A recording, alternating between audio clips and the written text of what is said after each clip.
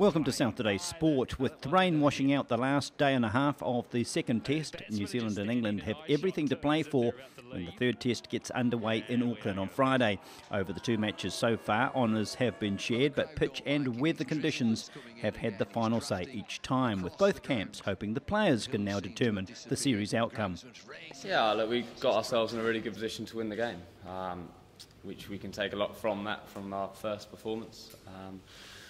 Clearly I don't think we really wanted to enforce the follow-on when you bowl 90 overs on a good wicket and put the effort in. The lads with four bowlers, you don't really want to force the follow-on, but the circumstance with the weather, we knew it was pretty accurate when it's so close and so clear. There was going to be quite a lot of rain that you had 60 overs to bowl.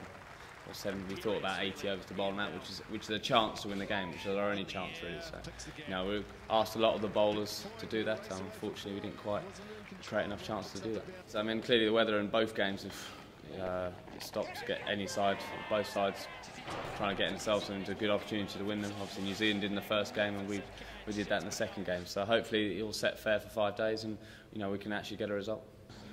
Well, I think outstanding on that first innings to bowl New Zealand out for 250 we got them out for. I thought, on that wicket it was a great effort. The guys, I think, were back to their best in the way of not putting New Zealand under a lot of pressure and not letting them get away from us. That's one of our hallmarks as a bowling attack, and we managed to do that. I think Jimmy Anderson, they didn't get the wickets, but I think he bowled 30 overs into that win. Pretty much was an outstanding effort. And obviously Brody got the wickets, and it was great to see him back in the wickets and his bowling as well as I think he has done.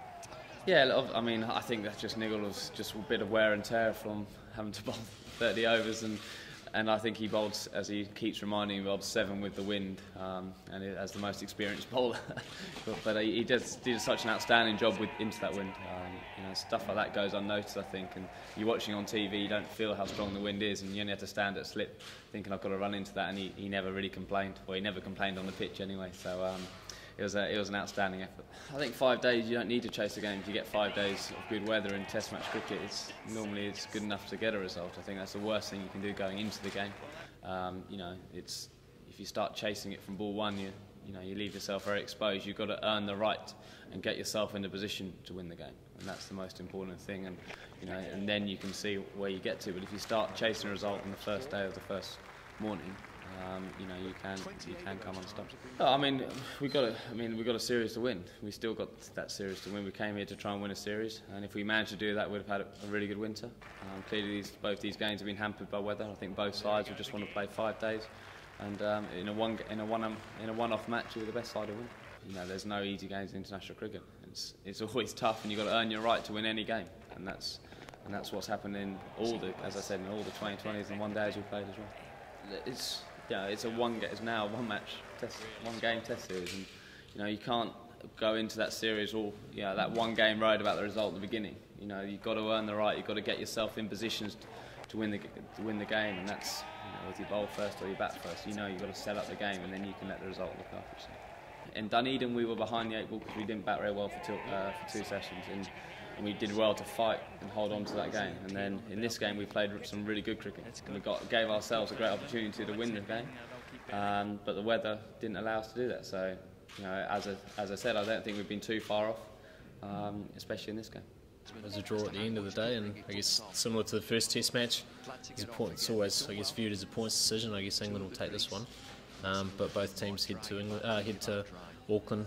I guess trying to make a result in the last game. Obviously, we dictated the first Test. England held on and showed some fighting qualities, and then they dictated this one, and we held on and showed some fighting qualities. So I think head to that last Test match, and I guess both teams be reasonably comfortable that it is 0-0 at this point in time, and I guess it's all to play for in Auckland now. I thought we were pretty average on day one, to be honest. I think we had there was a little bit in the wicket that we could have got some more benefit from. We probably didn't bowl as well as what we needed to for as long as what we needed to against some quality batsmen. But I guess from that point on, through the Test, I thought when we were under pressure, we managed to stand up and I guess sustain some pressure that was exerted on us by England, which is a really good sign for this team, that we're able to not just wait for, I guess, when all the stars are aligned for us to play a good performance, but also even when things aren't so good, still manage to hang on and give yourself a chance. Well, I think if you've seen the way we've played in the last 2 tests, we've played reasonably proactively throughout. So we go into every game trying to win. So certainly for us, it's not about trying to hang on for a draw. It's we see this as a great opportunity to clinch a series win against England, and that's something that we'd all, I guess, hold very fondly. So that's what we'll be looking to do. And I think if you look back on the first Test match as well, we attacked right through that. So yeah, I guess everyone's entitled to their own opinion, but certainly don't agree with that one. Again, I've read and heard a lot about our pitches being too flat, and it seems to be bowling coaches which have an issue with them. But it's always going to be the way. But look, I think again we look at that first Test match. We lost a whole day to rain, and I think there would have been a certain result in that game. That's what I think. And then if you look at this Test match as well, we lost a day and a half to rain, and it would have been interestingly poised. And again, I think there probably would have been a result in this. So, it's not 3 or 4 day Test match wickets; they're 5 day grinding wickets, which you got to work incredibly hard for your fruits. But yeah, I think our wickets are. I don't see anything wrong with them. I think they've been pretty good, and they've certainly allowed both teams to have periods of dominance throughout the Test match series so far. Yeah, we could win the series, and that's what you'd set out to do at the outset. From our point of view, obviously we've played some good cricket through the series, and there's been times where we haven't played some great cricket either, and I guess England will probably concur with that as well. And now we've got 5 days. Hope for I guess a good forecast for those 5 days.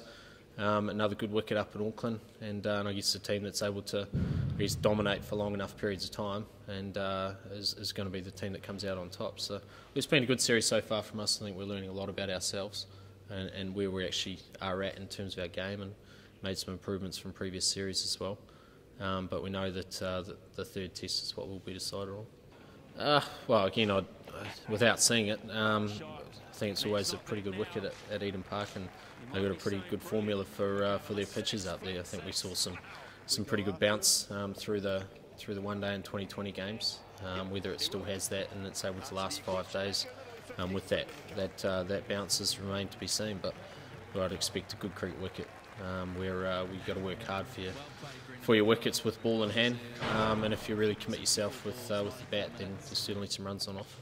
Yeah, look, they never once whinged. Our fast bowlers know that in order for us to put quality opposition under pressure, they're going to have to bowl for a long period of time, and they're going to have to, ask a lot of questions through their spells as well. And not once have they whinged about the job that they've been given.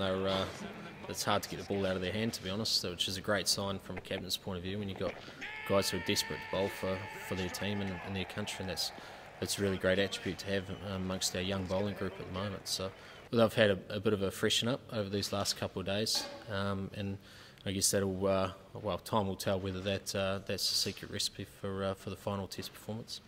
I think the wickets we've had so far would have seen results, so I wouldn't expect that. To me, I'd like a wicket that's been similar to these last two.